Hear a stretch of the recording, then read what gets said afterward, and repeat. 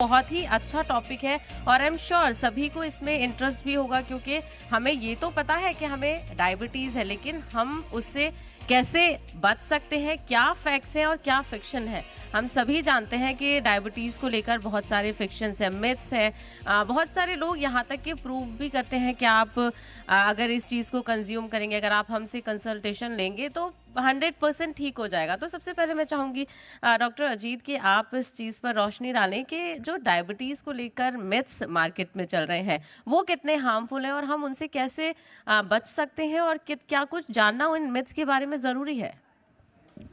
First of all I like to congratulate your channel thank you. Tariq sahab कि आपने इस सारे मिथ को बस्ट करने के लिए ही हमें यहाँ पे बुलाया है, और हम इतनी बातें जो सुबह से कर रहे हैं तो कहीं ना कहीं ये इस सोशल मीडिया पे भी इस चीज़ को आगे ले जाएगी, जहाँ पे जो ऑलरेडी एग्जिस्टिंग मिथ्स हैं उसको फैक्ट से हम कहीं ना कहीं वॉश आउट कर पाएंगे। जहाँ तक बात रही कि रिवर्सल क्योर रिमिशन बहुत सारी बातें हम कर रहे हैं, तो इसमें यह समझना है कि डायबिटीज़ बेसिकली इसकी पैथोजेनेसिस क्या है। जैसे प्रिवेंशंस होती हैं, कई सारी चीज़ें बीमारी आने के पहले ही हम उस चीज़ का बचाव करते हैं, प्राइमरी प्रिवेंशन होती हैं, उसके पहले प्रिमोर्डियल होती हैं। जैसे हम कहते हैं कि बच्चे में ओबेसिटी है that starts at the age of 2। Can you imagine कि जो मोटापा हम बच्चे को कहते हैं कि फैटी है, चबी है, और वो बच्चा बेसिकली ओबेसिटी की तरफ जा रहा होता है। एल्डरली में फिर मेटाबॉलिक सिंड्रोम्स की तरफ जाता है, जिसमें कि डायबिटीज़ है, ब्लड प्रेशर है, कार्डियक इश्यूज़ हैं। तो वन ऑफ द पार्ट्स हैं जो ओबेसिटी बचपन में 2 साल की उम्र से स्टार्ट होता है। लाइकवाइज डायबिटीज़ की पैथोजेनेसिस में अगर हम जाएँ तो जो चीज़ बहुत पहले से स्टार्ट होती है, जो हमारी लाइफ स्टाइल है, खाने पीने का है, स्ट्रेसेस कहते हैं कि स्ट्रेसेस बहुत ज़्यादा है, या प्रोसेस्ड फूड खा रहे हैं, एक्सरसाइज कम कर रहे हैं, तो ये सारी चीज़ें हम रिवर्सल के बजाय पहले तो हम इसको प्रिवेंट कर सकते हैं, नंबर 1। सेकेंड, रिवर्सल और remission is a fact now. तो एक जो डिस्कशन का टॉपिक था कि whether it is a myth और रियलिटी, तो इट इज़ अ फैक्ट कि it can be reversed. Cure नहीं है। क्योर इसलिए नहीं है कि जो आप रिस्क फैक्टर से जहाँ पे आप बैठे हुए हैं, आप एक लेवल तक शुगर ले आते हो, फिर आप उस पर वर्क करते हो कि हम उसको वापस नॉर्मल एक इंडिविजुअल बन जाए, तो वो रियलिटी से अवे है। हाँ, आप यह कर सकते हो कि आप शुगर उस लेवल में आप ले जाएं जहाँ पे कि एक शुगर का कंट्रोल्ड लेवल कहते हैं हम। लाइक जैसे शुगर के हम पैरामीटर्स चेक करते हैं, फास्टिंग शुगर है, पोस्ट मील शुगर्स हैं, या HbA1c कहते हैं, एक ग्लाइकेटेड हीमोग्लोबिन का एक लेवल चेक करते हैं। शुगर बढ़े रहने में उसका लेवल बढ़ जाता है। नॉर्मल लोगों का 5.7 के नीचे होता है। 6.5 कहते हैं जिनका शुगर बढ़ा हुआ हो, तो 6.5 के लेवल के आसपास रखो। तो रिवर्सल या रिमिशन हम तब कहते हैं when without any medicine, without any insulin, if you are able to maintain your HbA1c level less than 6.5। तो 6.5 जो वैल्यू है, ये डायबिटिक जो टारगेट है, without any medicine, without any insulin, if you are able to maintain, you have reverse the things. या doctor Mohammad Javed sir ने जो चीज़ें कही कि रिवर्सिबल है लेकिन क्योर नहीं है, लेकिन हम जो दावे देख रहे हैं मार्केट्स में, कुछ ऐसे केसेस भी हैं जो लोग ये कहते हैं कि हमारा क्योर हो गया है। तो वो क्या चीज़ें हैं, मतलब कौन सी ऐसी सर्टेन स्टेज होगी जहाँ पे ये सारी चीज़ें हैं? और क्योंकि हम जानते हैं कि टाइप 1 है, टाइप 2 है, प्री डायबिटिक भी है, तो इसमें किस में ज़्यादा चांसेस हैं कि हम रिवर्स करने में बहुत ज़्यादा कामयाब हो सकते हैं, और प्री डायबिटिक के लिए कितना ज़रूरी है? First of all, I like to thanks Z Media for giving us the opportunities for on discussion about diabetes. तो डायबिटीज़ में सबसे पहले हम ये देखते हैं कि आप जब डायबिटीज़ को डिफ़ाइन करते हैं तो टाइप 1 होता है, फिर टाइप 2 होते हैं, फिर टाइप 2 में भी फिर मल्टीपल टाइप्स हो जाते हैं, कुछ मोनोजेनिक हो जाते हैं, कुछ और उससे भी पहले अगर देखते हैं तो टाइप 1 जो होता है हमारा, वो ऑटो इम्यून डिजीज़ होता है। तो हम उसको उस पेशेंट को लेते ही नहीं है कि हम उसको बोलते हैं कि आपका ये रिवर्सल हो जाएगा। तो सबसे पहला एक सेक्शन ऑफ द डायबिटीज़ का आप पेशेंट को विड्रॉ कर देते हैं कि नहीं, इसको डायबिटीज़ को हम रिवर्सल पे नहीं लाते हैं। दूसरा सेक्शन होता है जिसमें ये कहते हैं कि टाइप 2 डायबिटीज़ है, उसमें उसकी ओबेसिटीज़ बहुत ज़्यादा है, तो आप ओबेसिटीज़ को कम करेंगे तो इंसुलिन का रिक्वायरमेंट कम हो जाता है, तो automatically the patient will converted to reversal form में आ जाते हैं। तीसरा ये कंडीशन होता है कि कुछ पेशेंट्स होते हैं जिसकी कि ग्लूकोज टॉक्सिसिटी बहुत ज़्यादा आता है, ग्लूकोज बहुत हाई लेवल पे होती है, तो इंसुलिन का भी बनना कम हो जाता है। तो उस कंडीशन में भी ये होता है कि आपने इंसुलिन दिए, ग्लूकोज टॉक्सिसिटी कम हुई, then the patients go in the forms कि उसको धीरे धीरे उसकी रिक्वायरमेंट कम हो जाती है इंसुलिन का, और इंसुलिन बनना अपना स्टार्ट हो जाता है। तो वहाँ पर भी एक टाइम आता है जब पेशेंट को लगने लगता है कि अब तो मेरा एकदम शुगर ठीक है, थोड़े दिन के बाद उसके नंबर ऑफ़ मेडिसिन्स कम हो जाते हैं, इंसुलिन कम हो जाते हैं, और कभी कभी ऐसा भी होता है कि पेशेंट्स जो होता है वो डाइट मेंटेन करता है and then the patient go for the remissions also. Third things होते हैं कि कुछ पेशेंट्स में ये भी देखा गया है कि फैटी लीवर्स होते हैं, फैट की कंपोजिशंस बढ़ जाते हैं because of the high glucose level, because हमारी जो मैकेनिज्म्स होती हैं, अभी जितने भी हम लोगों ने बात किया, डॉक्टर साहब ने बहुत अच्छे से बताया कि आपकी रिक्वायरमेंट जो है वो कार्बोहाइड्रेट भी 60% प्लस चाहिए, 30% प्रोटीन्स चाहिए, and then the fat also requires.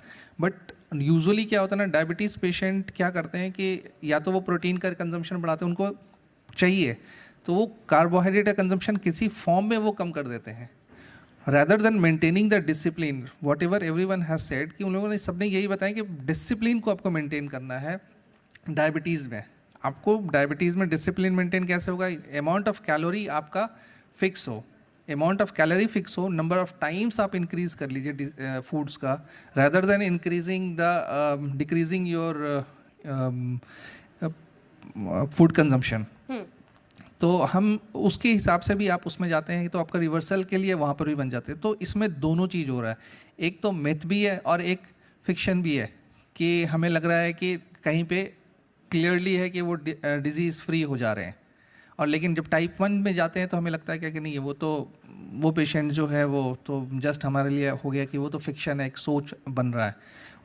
और we are in the era of globalisation, तो हम advertisement and everything is quite high numbers, तो उसमें हमें लगता है क्या कि we are in the position कि हम इसको प्रमोट कर लें। It is a way of marketing strategies भी होते हैं इस फॉर्म में। बिल्कुल, कहीं ना कहीं और उन चीज़ों को भी हमें पढ़ने की ज़रूरत है, क्योंकि यहाँ पर फैक्ट्स एंड फिक्शन की बात हो रही है, तो क्या फैक्ट्स हैं और फिक्शन से किस तरह से फैक्ट्स निकालने हैं, ये भी बहुत ज़रूरी हो जाता है। डॉक्टर अजीज, हमने बहुत सारे केसेस में देखा है, कुछ केसेस डायबिटीज़ के ऐसे होते हैं जिसमें ओबेसिटी होती है, जिसमें मोटापा मेंटेन रहता है, लेकिन बहुत सारे यंगस्टर्स में हम देख रहे हैं कि अगर उनका डायबिटीज़ डायग्नोज हुआ है तो उनका बहुत ज़्यादा वेट लूज़ हो रहा है, एकदम से चीज़ें चेंज हो जा रही हैं, स्ट्रेस कहीं ना कहीं उससे निकल कर आ रहा है। तो ये किस तरह से दूर किया जाए कि बहुत सारे यंगस्टर्स का ये कंसर्न है कि उनका जो एकदम फिजिक बिल्कुल फिट एंड फाइन थी डायबिटीज़ के बाद, वो एकदम डिक्लाइन हो गई और फिर वो उसको मेंटेन भी नहीं कर पा रहे हैं। दूसरी तरफ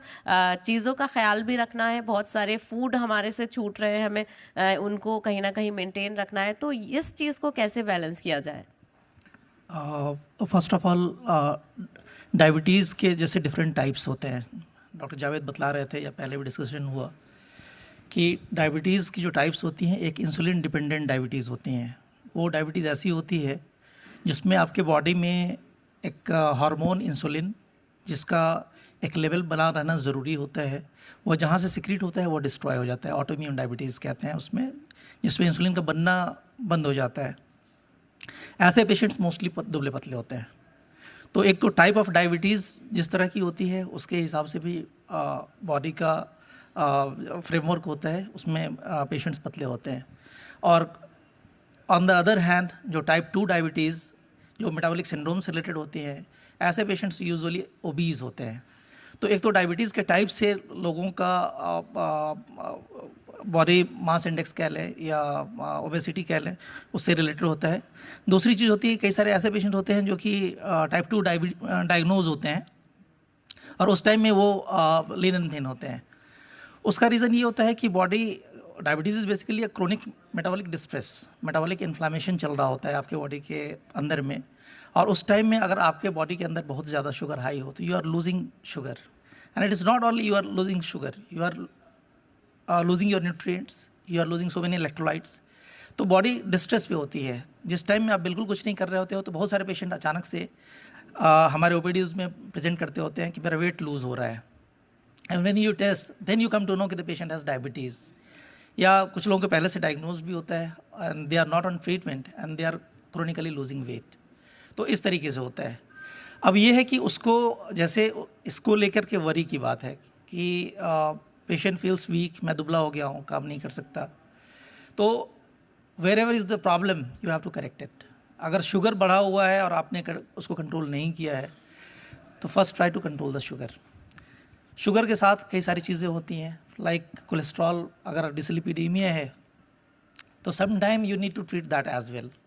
वैसे मोस्टली जो कोलेस्ट्रॉल या लिपिड कोलेस्ट्रॉल से रिलेटेड प्रॉब्लम होती है, अगर शुगर रिलेटेड है तो the moment you correct sugar that also gets corrected. कई सारे इलेक्ट्रोलाइट्स की प्रॉब्लम होती है शुगर के पेशेंट्स में। जो बॉडी को चलाने के लिए बहुत सारे सॉल्ट्स चाहिए, वो सॉल्ट्स भी ऊपर नीचे होती हैं, एसिड्स ऊपर नीचे होती हैं। इस पर भी डिपेंड करता है कि वो बीमारी के किस स्टेज में है। अगर जैसे कॉम्प्लिकेशन की बात हो रही थी, किडनीज आर अफेक्टेड और आइज़ वर अफेक्टेड, तो बहुत सारे पेशेंट्स ऐसे होते हैं जिनके किडनी अफेक्टेड होते हैं, तो उनके एडिशनल मेटाबॉलिक डिस्ट्रेस होती है, उनके एडिशनल इलेक्ट्रोलाइट्स मैनेज नहीं हो रहे होते हैं। तो आपने वो भी देखना है कोई ऐसा इलेक्ट्रोलाइट्स बढ़ा हुआ तो नहीं है जिसकी वजह से वो फटीग महसूस कर रहे हैं या कोई और चीज़ है। तो एक proper testing and subsequently whatever comes you need to treat that. बिल्कुल ट्रीट करना है। और जिस तरह से हम देखते हैं कि डायबिटीज़ अब लाइफ लॉन्ग उसे हमें साथ में लेकर चलना है।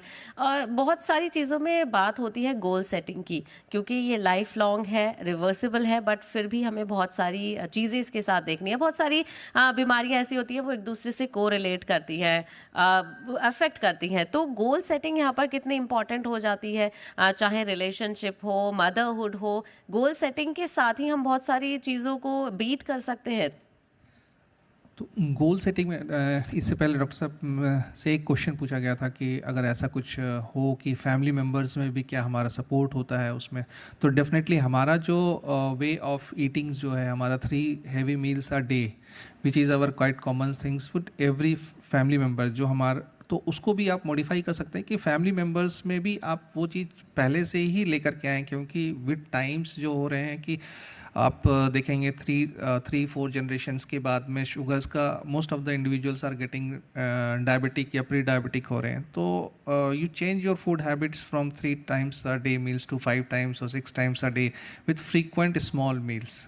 So these also, or the family members also can help in this one. जैसे उनका था कि क्वेश्चन एक था कि हमारे अगर बॉस का शुगर हाई है तो फिर हम क्या करें, तो डेफिनेटली आप जो है वो इसमें एक हेल्प ये कर सकते हैं क्या कि आप अपनी जो नंबर्स ऑफ मील्स जो है वो इंक्रीज़ करें अपने इंस्टीट्यूशंस में, कि हम फ्रीक्वेंट मील लेंगे विद टाइम्स। हम एक 30 मिनट्स या 40 मिनट्स के गैप नहीं लेकर के हम 15 मिनट्स के गैप लेंगे विथ 3-4 times a day। तो उससे I will help my boss also and I will help the society also. और ये चीज़ हम प्रमोट करें कि आप नंबर ऑफ़ मील्स जो हैं वो बढ़ाएं बट रिड्यूस द क्वांटिटी। ठीक है। डॉक्टर अजीत, जिस तरह से हमने बात की कि आपने बात की थी कि मैनेजमेंट यहाँ पर ज़रूरी है, लेकिन मैं वेट वाली क्वेश्चन पे ही दोबारा आना चाहूँगी कि टाइप 1 में हम देखते हैं कि वेट कहीं ना कहीं डिक्रीज़ हो रहा है, बट हम सारी चीज़ों को फॉलो कर रहे हैं, हम अपनी डाइट मेंटेन कर रहे हैं, हम फिजिकल एक्सरसाइज कर रहे हैं, बट फिर भी वो डिक्लाइन ही हो रहा है। तो बहुत सारे लोगों का कंसर्न है, वो जिम जाते हैं, वो और सारी चीज़ों का कंसल्टेशन लेते हैं, तो यहाँ पर ये कहाँ पे लैग कर रहा है, उसको क्या बढ़ाया जा सकता है? बॉडी की रिक्वायरमेंट होती है। जैसे जो भी डाइट आप लेते हैं, एक बैलेंस डाइट अगर हम बात करें तो उसमें नॉर्मल जो रिक्वायरमेंट होती है around 40% you need to have carbohydrates, 30% proteins and 30% fat. और उसमें फिर कहते हैं कि सैचुरेटेड फैट्स आपको कम रखने हैं, अनसैचुरेटेड फैट्स ज़्यादा रखने हैं। तो यू नीड टू रिव्यू कि किसी का अगर जो डिज़ायर्ड वेट है, अगर उससे भी उसका वेट अगर कम है तो यू कैन वर्क ऑन कि उसका मसल मास बढ़े। तो मे बी कि if there is no any contraindication तो आप उसमें प्रोटीन कंटेंट बढ़ाओ। कार्बोहाइड्रेट की जहाँ तक बात होती है कि शुगर मीन्स कार्बोहाइड्रेट नहीं खाना है, तो ये भी एक मिथ है।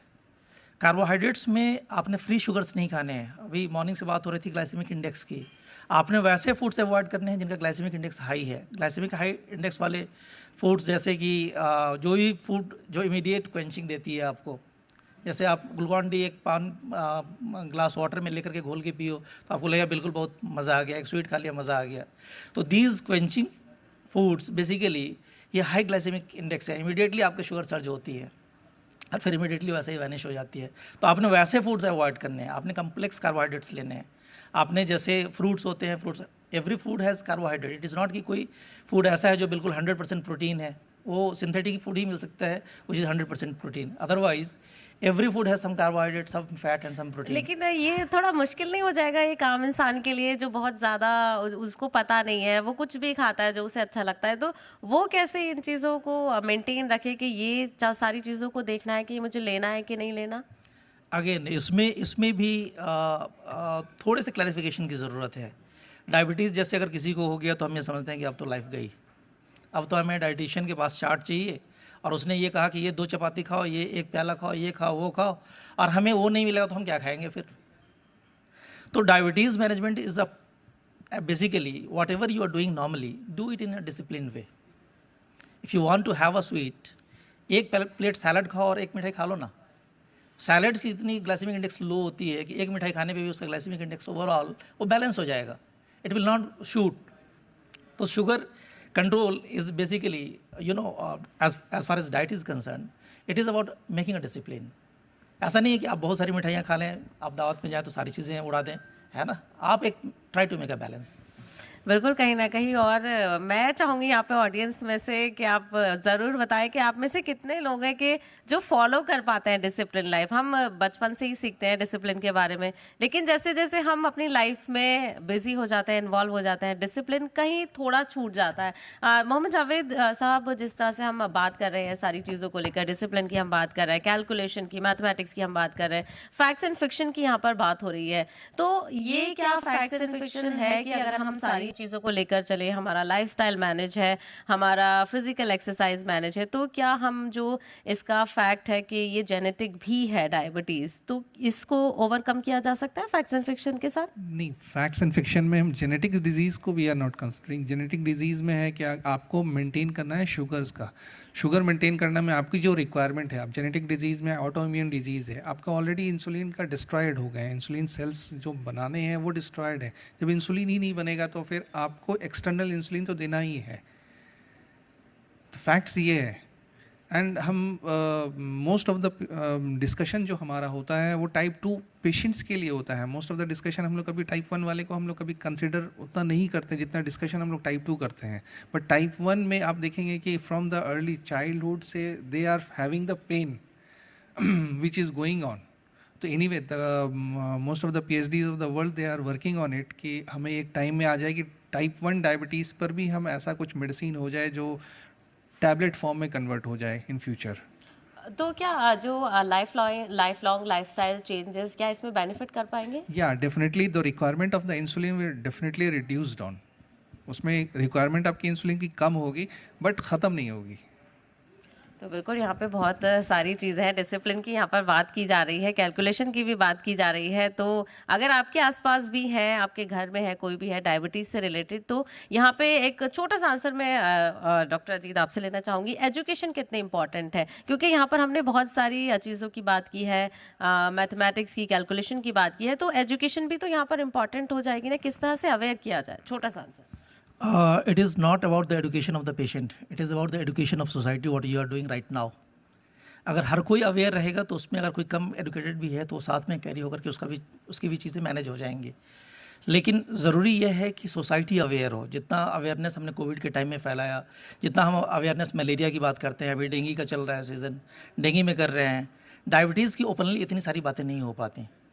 तो मुझे लगता है कि जो इनिशिएटिव आपने लिया है ये कहीं ना कहीं आप एडुकेट कर रहे हो, और इसमें जितने लोग अवेयर होंगे तो लाइकवाइज डायबिटीज़ का आउटकम अच्छा रहेगा। बिल्कुल। और जब अवेयरनेस की बात हो जाती है तो एक्सपर्ट्स के साथ वो और ज़्यादा बेहतर हो जाती है। तो हम कोशिश करेंगे कि ये जो हमारी मुहिम है, जो हमारा इनिशिएटिव है, वो दूर से दूर तक जाए और लोगों को इससे फ़ायदा ज़रूर। आप सब का बहुत बहुत शुक्रिया। Thank you so much.